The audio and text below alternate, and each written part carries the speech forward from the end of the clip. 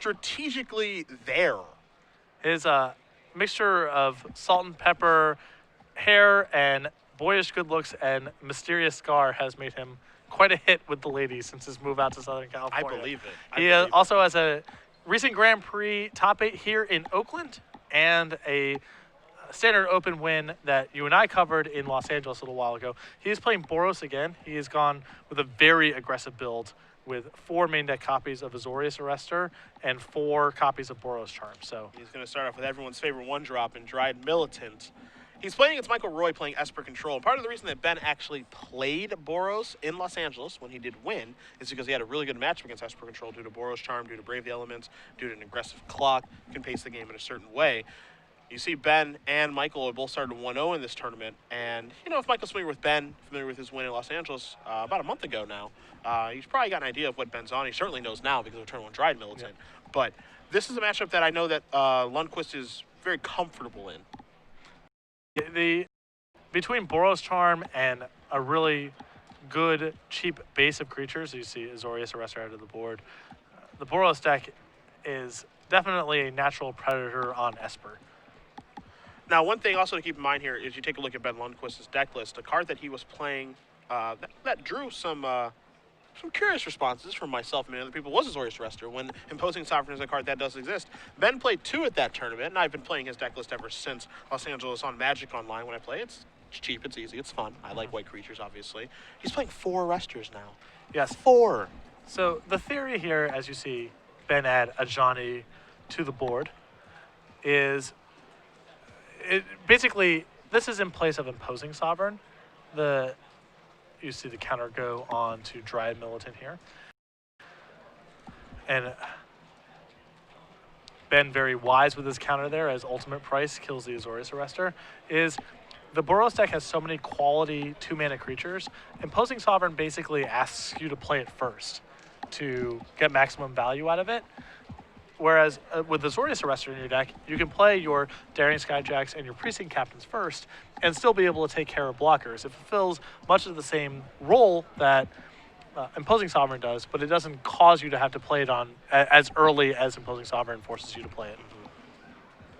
Hero's Downfall is going to take care of the Planeswalkers to the Dried Militant. A Godless Shrine going to come and play tapped and pass the turn back. How do you feel about the removal spell on the Planeswalker instead of the actual creature?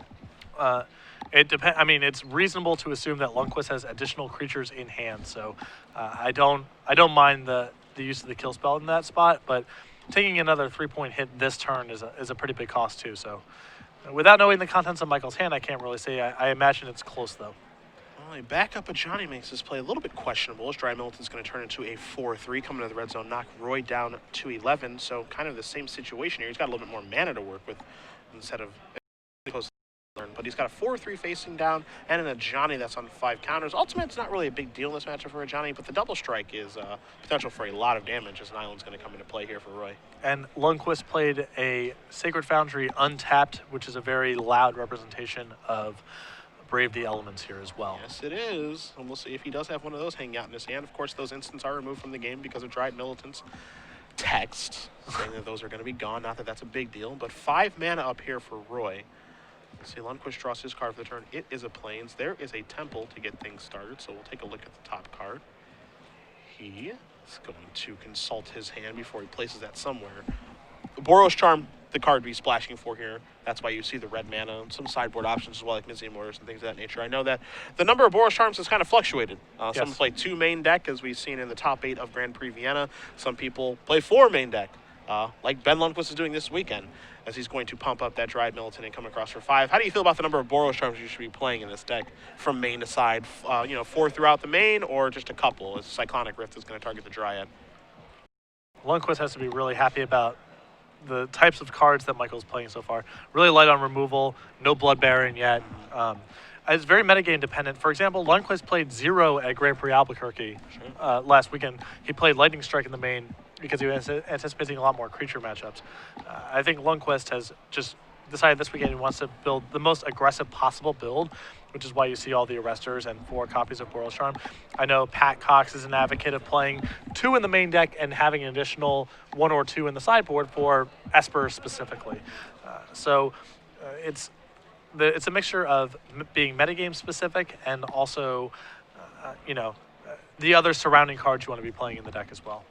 Now, the fact that Dryad Militant is a multicolored creature is really, really coming up here. Yes. Because if you take a look at Roy's deck list, you see a second Ultimate Prize Kit cast to take care of the Daring Skyjack. You're doing the old Doomblade check, which is a card that's very difficult to play right now because of Mono Black Devotion. You have to actually gear yourself towards Ultimate Prize. As a result, Dryad Militant, as mediocre, bad as that creature may be, because it's super easy to kill, doesn't die to Ultimate Price. And so that's the one that's actually doing a lot of the damage here, because the metagame has shifted in such a way that Doomblade is not a card that Esper can really afford to play now. Yeah, a lot of the times you feel like these decisions are, it's 6 of one, half dozen of the other. Michael has taken how much extra damage in this game by having Ultimate Price into his deck instead of Doomblade. Mm-hmm. Not to say that that's an incorrect metagame call, but it is certainly coming up in this game. Yeah. We have seen people moving towards, a lot of talk. It's fun. It's fun for me to be the content editor for Star City Games because, you get to see players kind of identify things at the same time because, there was a lot of talk this week about Demir Charm. 3 separate people were just like, I think maybe Demir Charm is the way to go now. We saw Adrian Sullivan write about it, Brian Braun-Duin, Chapin also kind of talking about it a little bit this week of like, hey, Demir Charm's like really well placed. It's a really good removal spell. Yeah, it might counter a sorcery on occasion, and the other part of it is whatever, but I think this might be the place to be. We saw Stanislav Sivka in Vienna with his blue-white deck with 4 as main deck. Yeah. And it just makes you wonder, is that the place you want to be? Because Nightfield Spectre is such a problem card. Ultimate Price doesn't kill it. Doomblade doesn't kill it. So you have to, play these unique removal spells like Last Breath and Mirror Charm, but when you do that, you become softer against some other cards, like a card like Desecration Demon being huge and stuff like that. So it's kind of fascinating to me that the removal spells that you decide to play, it's not like kind of in the old days where it was just like, oh, you play creatures? All right, 4 Smothers. And we'll just kind of move on from there, making it really easy. Even at the beginning of this format, it's like, oh, you play creatures? Well, I just want to be a Doomblade deck. That's part of the reason that Chapin had built the black-white deck that him and Ritzel played at the Pro Tour, because Doomblade was so good. But now, the way the metagame has grown and adapted, you don't really see Doomblades at all anymore. Yeah, and I think this is a really philosophical shift that you saw from Wizards' development team in the last couple of years that has promoted much more healthy and fluid metagames. Is, like you said, instead of having Terminates, where the creatures that you add to your deck don't play against Terminate differently, it's all the same thing, that leads to metagame stagnation. When the removal spells are efficient against particular things and not efficient against other things, then it leads to you wanting to switch the threats and answers you're playing in your deck from week to week, and that promotes a lot of healthy metagame churn.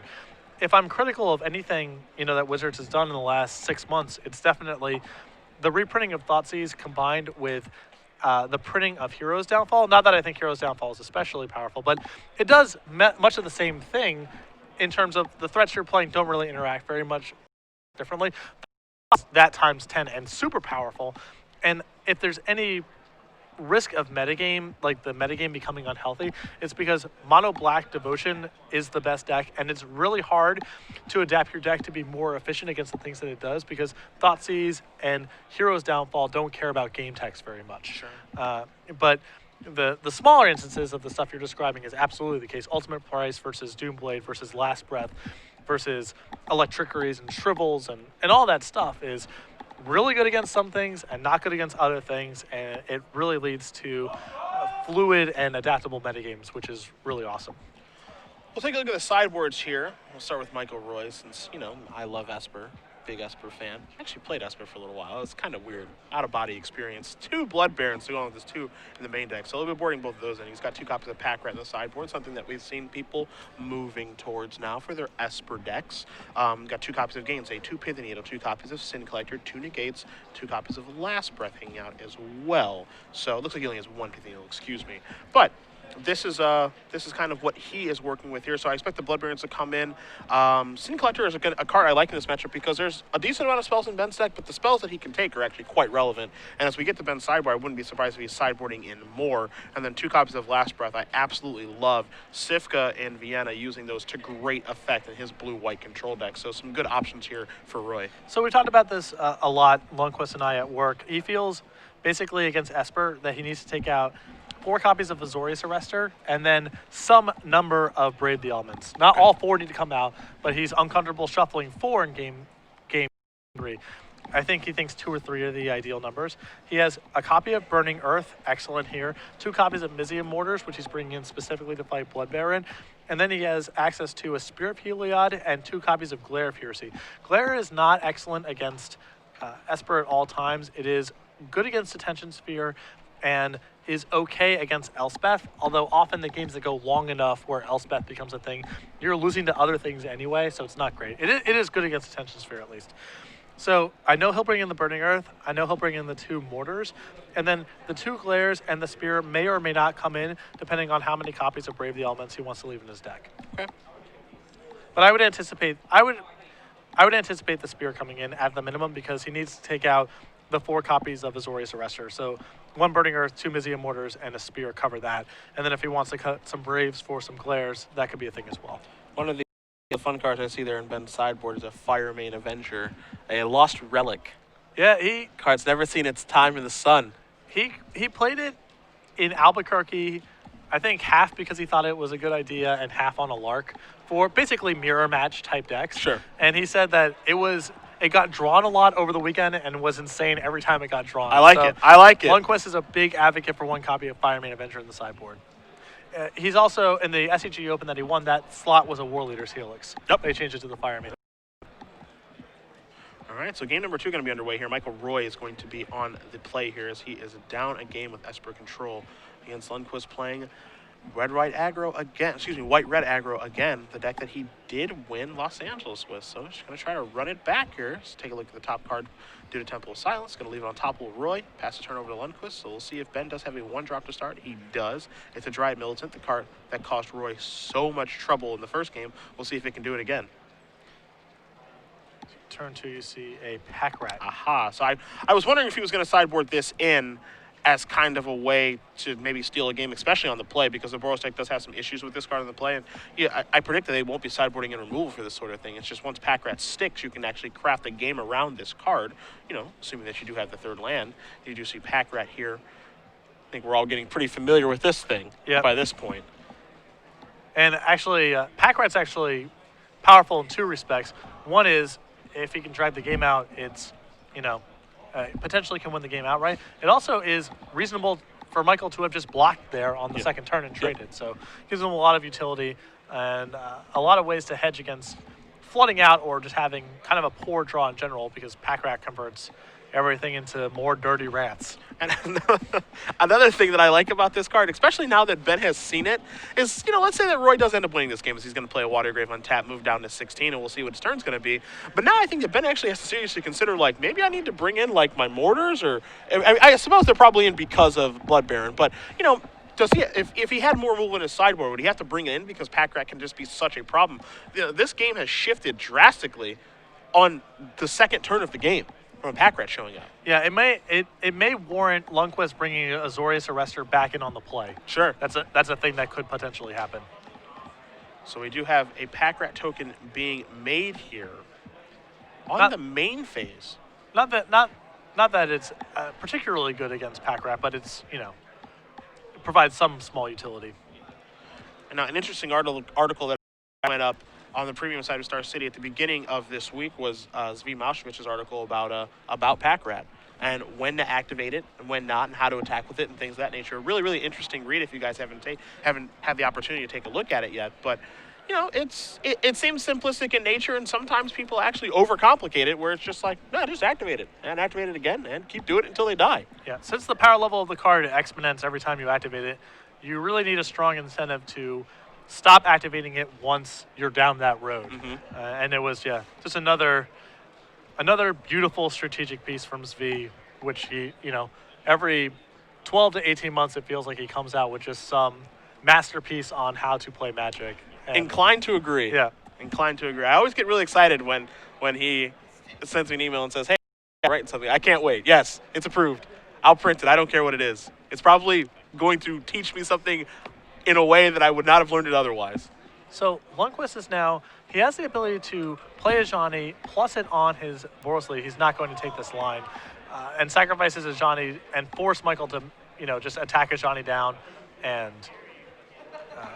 make a rat on the main phase. But I think Lundquist is going to build up his board and try to use Boros, Charm, and a Johnny to basically punk Michael out of this game. Yeah. Boros Charm is a lot of damage. Oh, it's real. I mean, I think that Ben has to just get really creative about how you win. And on Roy's side, I don't think it benefits him to get aggressive with Pack Rat. I think he's much better off just playing the defensive role, as now Ben's going to play a Soldier of the Pantheon, play a Plains, and have Boros Charm access available. But I think that, he can't shift roles as far as role assessment is concerned. He's a control deck, even if he does have a Pack Rat on turn 2. Yeah, the only problem is that going down this road really exposes Michael to Brave the Elements. So there is some incentive for him to try to get in damage when he can, because completely sitting back on his heels exposes him to Brave the Elements, potentially exposes him to Ajani, potentially exposes him to Lundquist, just drawing enough Boros Charms and getting enough random nickel and dime damage in to kill him. So I believe you're correct insofar as Mike definitely is still the control deck. He needs to stay in that role, but I do believe he should be picking his spots here to get in damage, because he doesn't have all the time in the world. Sure. All right, well, Michael has drawn his card for the turn. We know he has a Jace Architect of Thought in his hand. I believe he has a 4th land as well. But he's trying to figure out exactly what he wants to do this turn. This is the thing, going back to Zvi's article. Once you're pack ratting, you need a really strong reason to not pack ratting. We're going to go red zone, so it looks like he's just going to keep pack ratting. And, this is basically saying, this is the best thing that I can do. And that's obviously not a bad thing. It's just to keep making bigger and bigger creatures and just making more and more and more of them. So actually, Lundquist has, if he wanted to here, he could say double block one of the rats. That would almost certainly expose, that would almost certainly induce Michael to make a rat. And then Boros Charm can make his team indestructible. It's a pretty big swing.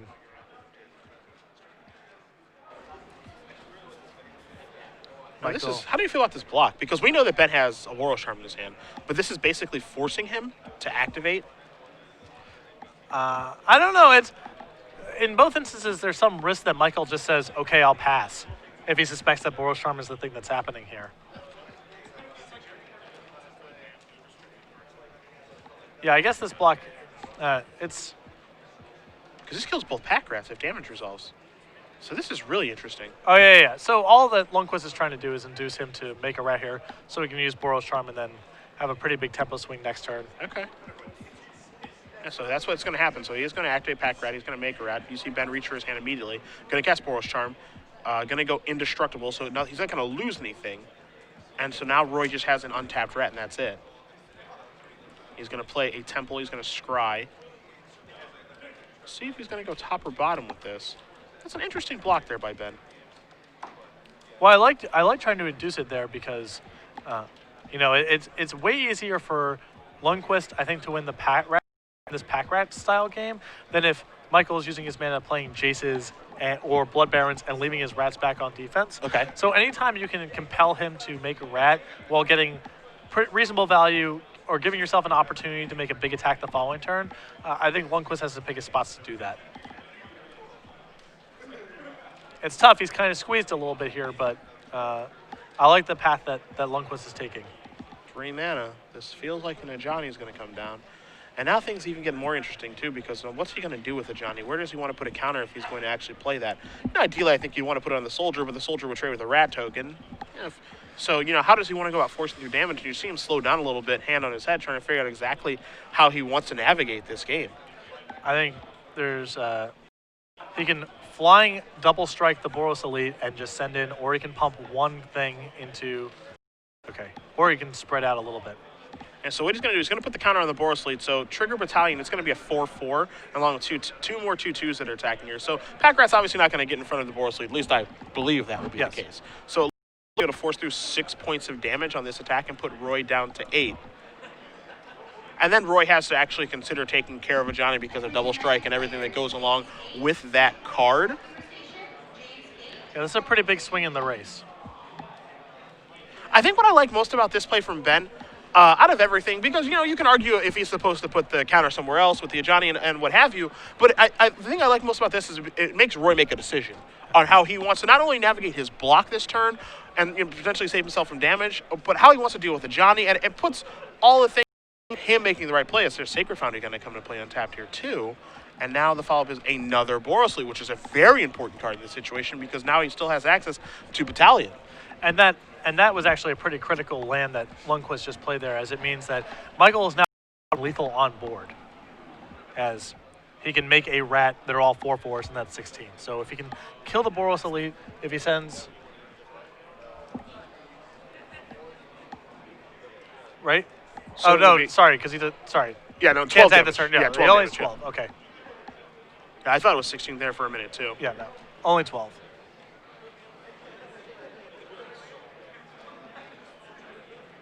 You take a look, you can see Roy's hand. He has a Jace, he has a Blood Baron, and I think he's got the 5th land too. It might be, the 5th land I think might be a Ravnica duel. You see him kind of shaking his head right now because I think it's Hallowed Fountain and he has in his hand. And so he might have to go down to 6 to actually do this, but does he want to play Blood Baron, does he want to play Jace? How much of an impact does Jace have on this game right now? Does he just want to leave mana up to activate Pack Rat? Should you just keep going down that road again? You can argue that Blood Baron is better than Pack Rat in this situation, but is it really? Because if you activate Pack Rat, you're going to have 4 4/4s in play, and then you can actually make another one and attack for, you would have 5 5s in the following turn. And also, Michael has to concern himself with Brave the Elements as well. And lastly, as we'll find out from our table spotter here, where are those Pack Rats going? Yes. There are a lot of decisions for the Esper player to make here, and it looks like he is just going all of them towards Ajani, as Ajani is probably the most important card here. So Ajani bites the dust. All the rats are tapped. And so now, is he going to play a Jace? Does he have a Vert in his hand that he doesn't want to cast, but he doesn't have a second white? He is going to play Jace. He's going to up that. He's going to play a Hollow Fountain, so he could have went down to 6. Lundquist is going to quickly untap here. So he's got a land, and he has another land, so that's not going to get the job done. 4, 5, 6, 7, 8, 9. And then if you subtract 3 from Jace, that would be an attack for 6. With Roye sitting at 8. So is there an attack that Ben Lundquist has access to that allows him to kill Jace and also still allow something like Boros trying to be a lethal draw? I think the big thing here I actually think that Ben might have to kill Jace on this turn. You take a look at the Boros Elite that has a counter on, so that's going to be a 4/4 upon attacking. The other one's going to be a 3/3. Soldier of the Pantheon's going to be a 2/1, but you're also going to have those Jace triggers, assuming that Roye remembers his Jace. Don't want to forget that. That's pretty crucial now, too, because it is his card, so he does have to announce a trigger on that. And he says all at you, so he's. It sounds like he's trying to draw towards maybe a Boros Charmer or Johnny for lethal. Yes. So the attack's going to be for 6. It's going to put Roye down to 2. And I like this. I like trying to shorten the game from Lundquist's spot, again, because of these Pack Rats. He almost certainly can't win this game if it goes on for another 2 or 3 turns, just by the Pack Rats that are on board. So you might as well play for a short game here. Detention Sphere, the draw here for Roye. That's a pretty important one. You know, how much does that actually affect the game? Because it can take down 2 Boros Elites, but we're in the situation now where we're drawing towards Boros Charm anyway. And we're trying to draw towards Brave the Elements as well. And I think he realizes that too. He's trying to figure out exactly what he wants to do. He's going to start by going down with Jace. Okay. 2 and 3. So you see Jace, Architect of Thought, Island, Plains. Now here's something that's interesting. If he had just Detention Sphered those 2 Boros Elites and ups Jace, Brave the Elements is no longer an out because Soldier can only attack for 1. And it doesn't mean that his play is correct or incorrect here. But there's a lot of things for Roye as the Esper player that he has to consider right now. Yep. So here's a Detention Sphere. So now, where before Brave the Elements actually wasn't going to be an out, given the circumstances, that is a card that Lundquist can draw to actually win the game now. So we see a land untap. This gives Michael access to a Pack Rat activation. Yeah, untapped lands are huge here. Yeah. And if you do truck on in with Lundquist at 17, did gain a life off the Detention Sphere from the Soldier, I think you do truck in with probably everyone, and then you just make a Pack Rat. We don't have any tricks, and Lundquist is in a position where he can't play around anything anyway, so might as well. So now we have Brave the Elements, Azorius Arrestor if it's still in the deck somehow, A Johnny. Ajani, Boros Charm. There's some draws. Mortars. Mortars. A lot of draws to get Lundquist out of the situation. Brave the Elements is one of them that could have been cut out. Mortars is one of them that could have been cut out if that Jace goes up as opposed to down. So we'll see if this ends up losing Roye the game.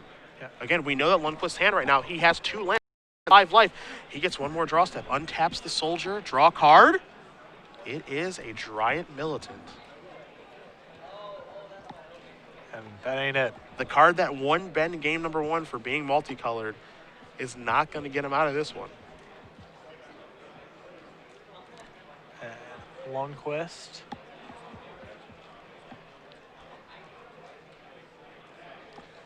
He'll be going to a third game. He'll have to get mighty creative to be able to pull this one off. And he does pick up his permanent. So a lot of live draws there for Lundquist, but he does not find one of them. So Michael Roye wins game number 2 here between Esper Control and White-Red Aggro. And if you look at Lundquist pick up his, draw his top 2 cards after he conceded, it was a Johnny and Boros Charm. So Really? Yes. I missed that. A little smirk there from Benny. Now, do things change when the players are kind of shifting roles now? Ben's on the play here. Well, the only question is, does Lundquist want to sideboard any differently now that he's aware that pack rat is the thing that's going on? It could be an incentive to bring in, let's say, going back up to 4 copies of Brave the Elements, assuming that he's cut 1 or 2 for game 2. Brave the Elements would have been powerful there in a number of spots. Mm-hmm. And once, part of the reason to not want Brave the Elements is, you're worried about Supreme Verdict. Once your opponent's on a pack rat plan, they're giving up some amount of a lot of the power level of Supreme Verdict gets diminished because their plans are now, pulling at opposite ends of one another. Sure. So you can afford to have a little more Brave the Elements type action because you're slightly less concerned about Supreme Verdict in your opponent's deck. I don't know if Lundquist even went back to his sideboard, so I don't even know if he's changing his configuration at all. But to me, that's the big question. Does pack rat change anything out of Lundquist? On Roy's side, I mean, I like bringing in Pack Rat when you're on the play because I think you can steal a game or at least change the way the game is played. I think Pack Rat is substantially worse on the draw in this particular matchup. Obviously, he's going to bring those 2 Blood Barons in to make it 4 after sideboard. The rest of the choices, again, Last Breath I think is certainly in his deck. I think Sin Collector's in here as well, so I don't think a ton changes for him. Maybe he wants to shift Pack Rat out for something that he may have boarded in for it instead, but I still think Pack Rat's okay. Yeah, it's just not as dynamic on the draw. I think that Michael would bring. He has 2 Python Needles in his sideboard. I think it's reasonable for him to bring in 1 copy. 2 of the most powerful cards in Lundquist's deck in this matchup are Mutavault and Ajani. Sure. I've run against Esper decks online that have played that card, named the Planeswalker once in play or Mutavault once is in play. It's been a reasonable use of 1 slot. So actually, it's funny that you bring that up because I always kind of forget how good Python Needle is against Mutavault. It seems like, I don't want to say counterintuitive is the right word, but it's the word I'll use for this. But it's just, you think of Python Needle as like, hey, I'm going to stop Seismic Assault. Or, right. I'm boarding this in to be the end-all, be-all card to stop your game plan until you deal with this. But in reality, a Mutavault is a very difficult card for Esper. And you've seen over the course of these 2 games is a very difficult card for Esper. It changes the way they have to play the game. And a Needle does a really nice job of taking care of both those cards, and it's efficient at 1 mana, and Lundquist can't get it off the board. And if you watch the Esper decks lose in this matchup, as you see Michael take a mulligan here, it's very rarely because they ran out of cards. Normally what's happening is either they weren't efficient enough in the early turns, or they didn't have the right answers for the threats that were getting produced. You saw in game 1, Michael died with multiple copies of Sphinx's Revelation in his hand that he didn't have time to deploy because he took so many hits from that Dry Militant while Ultimate Price was riding in his hand. That's the way the Esper deck loses these games in my mind. It's not, we traded 1 for 1 and he just had 1 last threat that I couldn't deal with because Blood Baron, Elspeth, Sphinx's Revelation, all these things just shut the door on the game. Yep. So something like Python Needle is mana efficient and it surgically answers the cards you're most concerned about. And so even though it's not, like you said, it's not answering some 5-mana Planeswalker or some card that Ben's deck is entirely hubbed around, the times where you usually see Needle brought in, I think the way the matchup plays out, having a Needle or 2 is valuable. Yeah, I definitely agree with you. And I think of a situation where where I actually played against Guillaume Wafatapa when he was playing Esper he was playing 5-color control many moons ago, and he actually boarded in Pin the Needle against me named Mutavault and was paramount in him winning that game. It is quite good as Ben is going to start off with the Soldier of the Pantheon, arguably the best one-drop to start off with in this matchup. Yeah, so critical against Attention Sphere and Azorius Charm. You see Lundquist's hand right now. He does have white mana. He does not have red. He's got a Dryad Militant hanging out here. He's got a Mizium Mortars that he's going to need red mana for. Also has a Daring Skyjack as well. And you can see just exactly how good a card like Shrivel would be against a start like this. Oh, yeah. Soldier comes across for 2, going to knock Roye down to 18. Lundquist did draw a Temple of Triumph for the turn, so the red mana is online. It's not something that he needs to deploy right now. I think he might want to use all of his mana to deploy the Skyjack, which is what he's going to do. And the next turn, let's say he draws Brave the Elements, he can play Dryad Militant, Scry, and have Brave the Elements available. And furthermore, especially after playing this Watery Grave, if Ben attacks and with his 2 creatures here and Michael doesn't block, Ben is thrilled. It's not like he's worried about losing to Pack Rat this way, you know? He has a Skyjack available. He's a lot of pressure on. I think Michael almost certainly just has to block the Skyjack here. Now, one of the downfalls here to Ben not playing that Temple of Triumph is because I think he could very easily have, hindsight being 2020, he could have played Dryad Militant, Scried, this turn go Mizium Mortars your Pack Rat, not give him a block and get it for 2. But, is that better than what he actually did? Yeah, arguments can be made. If Michael doesn't block, it's great for you to have advanced your board as much as possible. If Michael does block this turn, then you're happy to be able to play another threat and also have that temple left over for a potential Blood Baron. Yep. So Ben's kind of happy either way this shakes out. I like playing the Skyjack there on the second turn. Ben's draw last turn was another temple. He scries with this temple. He leaves his card on top, plays Militant, passes with 1 land up, which when you're playing against white-red aggro, that means they could have Brave the Elements. We know, just like you guys do at home, that he doesn't. His hand right now is a Plains, a Temple of Triumph, and a Mizium Mortars as he passes the turn back to Roye, who untaps with a Pack Rat, but no white mana right now. Yes, and he needs to have a 3rd land and white mana pretty fast here because just making rats is not going to be enough to keep another Watery Grave, which is a disaster for Michael, not lacking white mana and taking 2 more points of damage here. And this is what, when I was talking about in the sideboard games, Michael, if he loses this game, is probably going to be with 4 or 5 cards in his hand. Yeah. It's going to be efficiency that's going to doom him and not running out of answers for threats. So let's see what Michael wants to do here, because now he's going to tap some. It looks like he's going to make a rat right away here. Okay, so Azorius Charm that he can't even cast. He's going to make a Pack Rat. He's going to pass the turn back. Now, how do you feel about a main phase Pack Rat activation here? Because now the shields are down. Ben doesn't have to play or anything. He's working on perfect information. I have to try to beat 2 2/2s. And Mizium Mortars is going to take care of that one. Yeah. And now I think he's priced in the situation of having to block here because he can't afford to take 3, 4, 5, 6, 7. Yes, he has to block now. And Lundquist can also just keep playing cards because Michael doesn't have white mana in play, meaning he doesn't have double next turn. And, Lundquist just doesn't have to play around Supreme Verdict at all here. There are no filter lands. No. That does not No exist. Mystic Gates to bail Michael out of this situation. Now, the Jola set is here, so if Michael does need a Mystic Gate, I can probably go get him one. Right. But he won't be able to use it until tomorrow. The Pack Rat is going to go in front of the Dryad Militant. 5 damage is going to come across. Lundquist going to follow up with another Daring Skyjack, and now all of a sudden Roye is facing down lethal damage. And again, no hope of Supreme Verdict, at least for a couple turns here. He draws another blue-black Scry land. I think I see another Pack Rat in his hand, but the other card that he has in his hand right now that he can't even afford to cast is Thoughtseize. That's hiding out right now. A card that I actually like leaving in against Boros. I think it's perfectly fine in this matchup, but it's not a card that he can afford to cast right now as good as a card as Thoughtseize is. Yeah. I think a couple Thoughtseizes is totally fine against Boros. I wouldn't want 4, but a few of them are pretty good. Scry to the bottom for the Temple. You see Michael at 4 life. He does have a Supreme Verdict in his hand, but he does not have the white mana to cast it.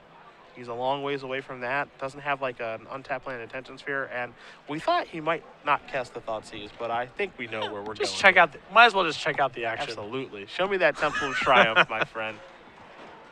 Here's a Pack Rat, and that is going to do it. So Ben Lundquist with white-red aggro yet again off to a nice start here. Defeats Michael Roye 2-1. Boros moving on, defeating Esper Control, a deck again.